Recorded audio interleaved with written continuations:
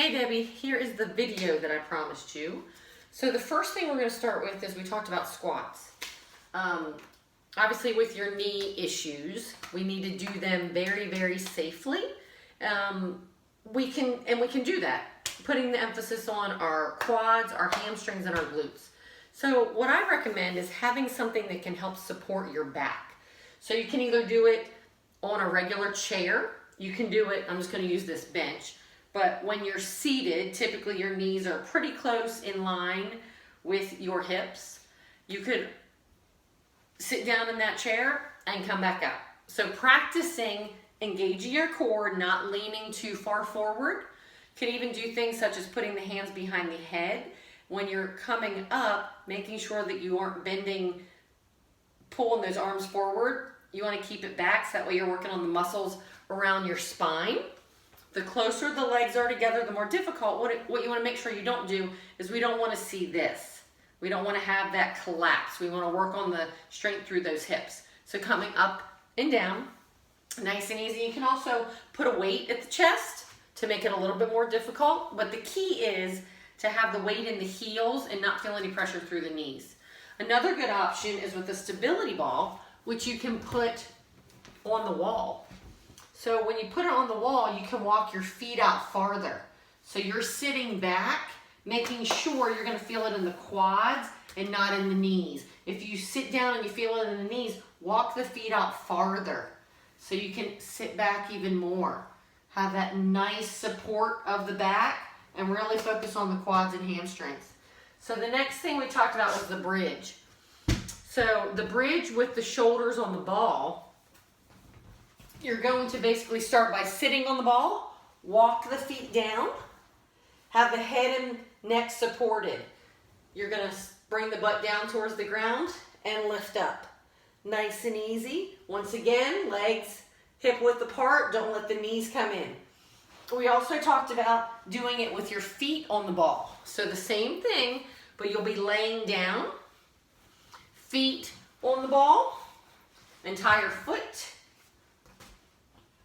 Hope you can see me. Not sure if you can or not. Sorry, I don't have the best angle. Feet on the ball, hip width apart. Everything down on the mat.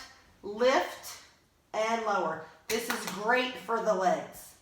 All right, so the next thing we talked about, you said you're doing monster walks with your Theravada. Here's my Theravada. Love the Theravada. You're going to place it around your ankles. And you can also do this. You can place it around the knees, different variations. But for this, placing it around the ankles. I don't know if I can get, oh, hold on. I can come up here. That way you can see me. So all you're going to do is make sure you have tension. Step it to the side, bring this other leg in, making sure it's still nice and tight. Step, side to side. Okay, nice and easy. Don't do it on a box. I'm just doing it so you can see my feet. Another thing you can do, take one leg back behind you. Weight on this front foot and the heel. You're going to lift. You notice I'm not kicking. I'm not bending this leg. I want it at the same angle as I lift. Lift. You can hold on to the wall or something if you need more support. 8 to 12 reps each side. Lift. Another one that's good. This is working on the hip flexors. You're going to put this band underneath of one of your feet.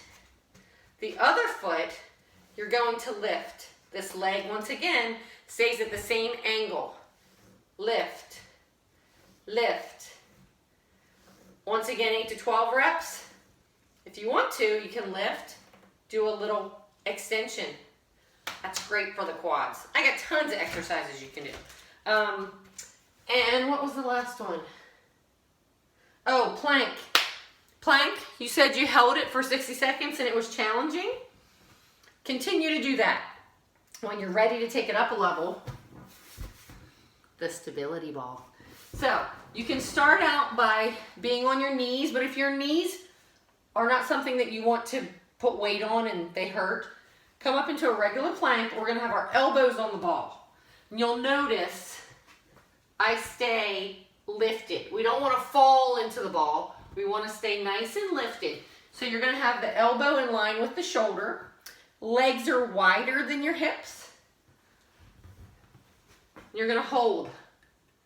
Start out 15, 30 seconds.